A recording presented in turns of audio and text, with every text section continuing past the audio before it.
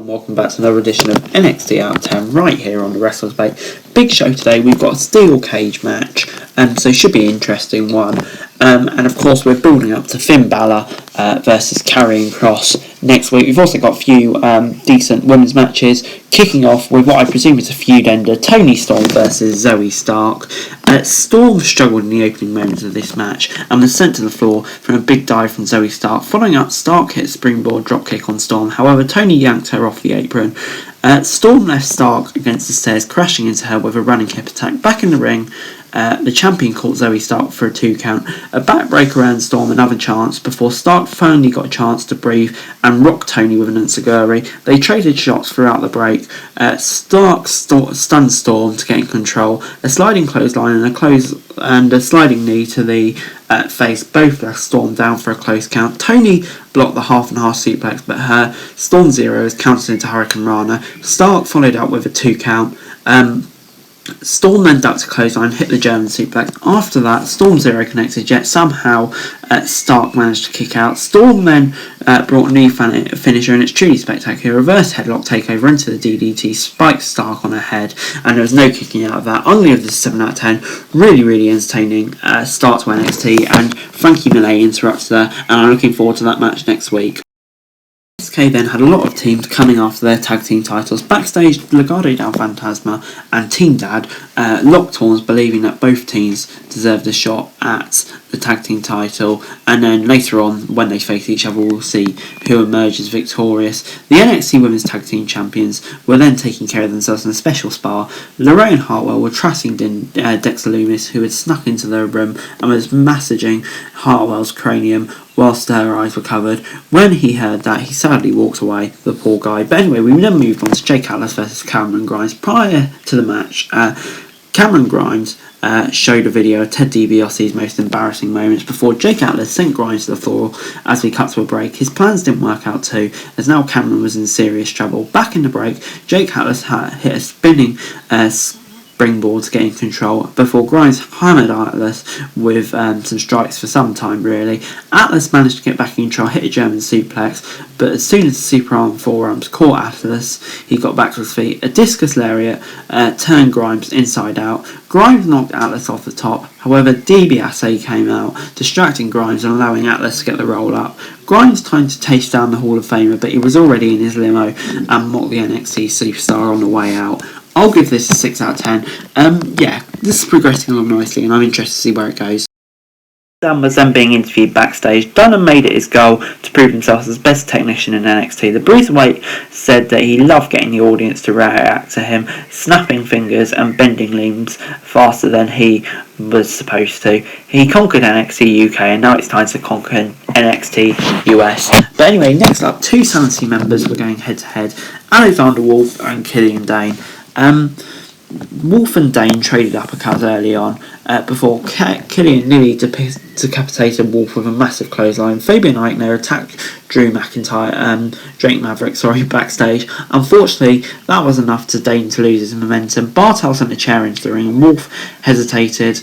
Eventually he relented, but was crushed with the divide before he could use his weapon to get the win. I'll give this a 6 out of 10. It was an okay match, I suppose. I know after the match, Imperium attacked Alexander Wolf. The European Bomb drove Wolf into the mat, and they eliminated the only weak link from their group, which is kind of understandable, I suppose. It was Legado del Fantasma versus Tommaso Ciampa and Timothy Thatcher. Ciampa and Wilde kicked things off, with Wilde dominating the early moments before both teams tagged in. The hard-nosed brawlers left Wilde and Mendoza completely rocked. Mendoza got a shot in on Ciampa finally, but it only served to anger NXT's Blackheart. Ciampa dragged Mendoza to Thatcher, who looked to tear his arm off. Mendoza tossed several roundhouses in his direction, but Thatcher ate every kick and locked in an ankle lock. Ciampa ran in to catch Wilde at the same manoeuvre, nearly giving him a double tap out before Legado del Fantasma hit a pair of jawbreakers, but caught with some stiff shots by their opponents, leaving all 4 men down. Back on NXT, Ciampa was clubbing both members of LDF with clotheslines and a 1-on-2 beatdown. Wilde saved Mendoza from Willow's Bell and a double spinebuster, and a wishbone left Ciampa in danger. At this point, they revealed Raul Mendoza had been nearly knocked out for a while now, before he was cleared by NXT's medical team.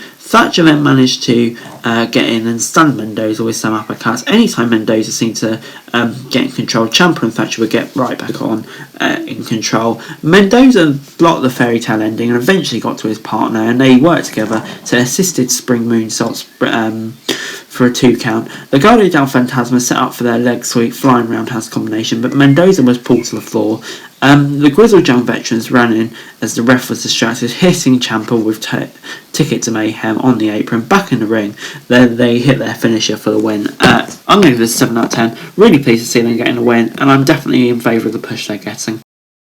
Bobby Fish then said he wasn't returning last week to help Kyle O'Reilly. He was doing it to get revenge on Pete Dunne, who injured him at War Games, of course. Before Index was still alive, they were at the spa where Candice LeRae was, and their credit card was declined. It was revealed that some unpaid expenses were responsible, and they ended up being the flowers and the chocolates LeRae brought to convince Indy Hartwell that Dexter Lumis didn't love him anymore.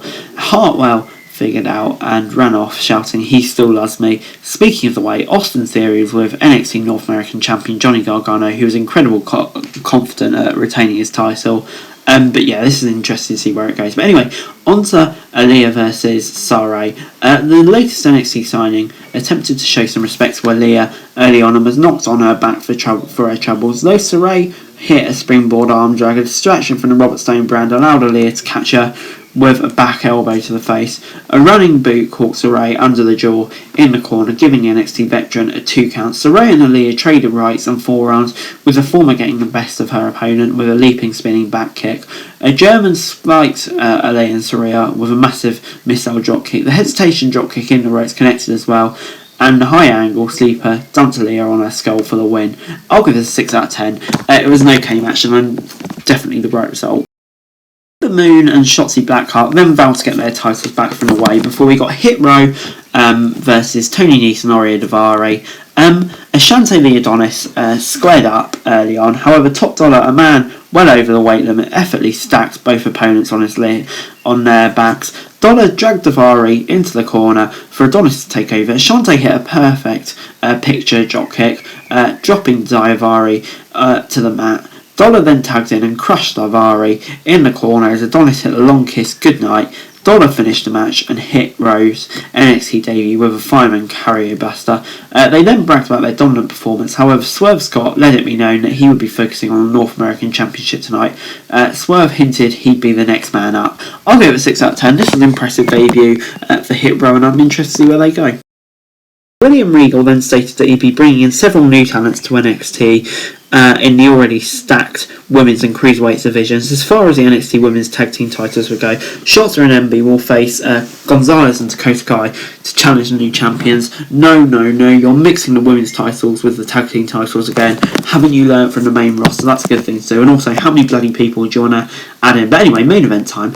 Gargano rushed to the door early on after getting a cheek shot on Bronson Reed before Bronson Reed managed to get in top. He sent Gargano out of the air and down to the mat, swafting him like a flyer, tossing the steel cage, left Gargano grasping. Reed left Johnny between the ropes and caught him, but missed the splash. Luckily, Gargano's spear through the ropes failed when his feet were caught in the cage, allowing Reed to hit the elevated DDT. Gargano went off the knee of Reed and followed up with a moonsault off the top. Another dive failed, however, as Bronson flattened the way leader with a Death Valley driver before he could get to the top. Austin Theory made a save. The first ever NXT Triple Crown champion looked like he was going to get another win before the Colossal one found himself in the ropes where Gargano kicked the middle one to serve as a low blow. Johnny followed up by getting the misdisection of NXT's Colossal run. Reed did manage to get a near fall after hitting a big Samoan drop. Gargano responded with a phenomenal move of his own, sending Reed across the wing with a sunset flip.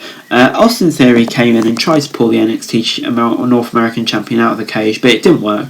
Johnny's superkick barely affected Reed afterwards, and Gargano scrambled to the top, but the Reed managed to get in top and sent him careering into the cage. Bronson made it to the door, but Theory sent it crashing to his head. As if it wasn't enough, Gargano followed with a one final beat. Still, Reed would not die. Johnny Gargano nearly escaped the cage, only to be almost put through the mat with an avalanche powerbomb. Reed looked to climb up, and again he was stopped by Theory before Reed fought both members of the way, sending each of them out. Reed followed up with a tsunami off the top of the cage. A second tsunami flattened Gargano to win the title. I'll give this a 7 out of 10. This is a great match, but yeah, how many playoffs in theories did we need? Just make it a Hell in a Cell match. I know it might be a bit too expensive or whatever, but just do it in future. It definitely work better. This week, NXT gets a 7 out of 10 from me.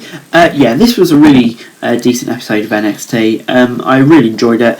Lots of good stuff on there, and you can see they're definitely building something. I must say, though, the quality of this show has just gone astronomically since they moved to Tuesday, so hopefully they can keep going in the right direction. I can't wait for Ballo Cross tomorrow. But anyway, guys, that's it for this video. Thanks very much for watching. Remember to like, share, subscribe, let me know your thoughts and comments down below. Follow me on Twitter, link in the description below for daily wrestling news, and subscribe to my channel on screen right now. That'd be great, appreciated. Thanks very much for watching. Peace.